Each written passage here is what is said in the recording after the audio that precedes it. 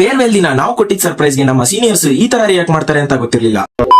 ಹೌದು, ನಾವು ಒಂದ್ ಕಡೆ ಕಲ್ಚರಲ್ಸ್ ನ ಎಂಜಾಯ್ ಮಾಡ್ಕೊಂಡು ಈ ಕಡೆ ಸರ್ಪ್ರೈಸ್ ರಿವೀಲ್ ಮಾಡೋಕೋಸ್ಕರ ವೇಟ್ ಮಾಡ್ತಾ ಇದ್ದು. ಕೊನೆಗೂ ಆ ಮೂಮೆಂಟ್ ಬಂತು. ಹೇಗಿತ್ತು ಅಂತ ನೀವೇ ನೋಡ್ಕೊಂಡ್ ಬನ್ನಿ.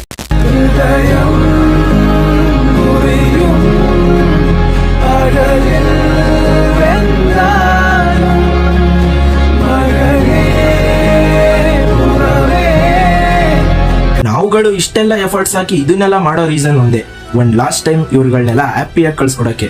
ಕಾಲೇಜಿಗೆ ಸೇರ್ಕೊಂಡಾಗ ಯಾರು ಗೊತ್ತಿರಲ್ಲ, ಬಟ್ ಬಿಟ್ಟೋಗ್ಬೇಕಾದ್ರೆ ನಮ್ ಬಾಂಡಿಂಗ್ಸ್ ನೆಕ್ಸ್ಟ್ ಲೆವೆಲ್ಗೆ ಇರ್ತವೆ. ಇವ್ರುಗಳು ಯಾರು ಯಾವತ್ತು ಸೀನಿಯರ್ಸ್ ಅಂತ ಒಂದಿನೂ ಟ್ರೀಟ್ ಮಾಡಿಲ್ಲ. They are like best friends.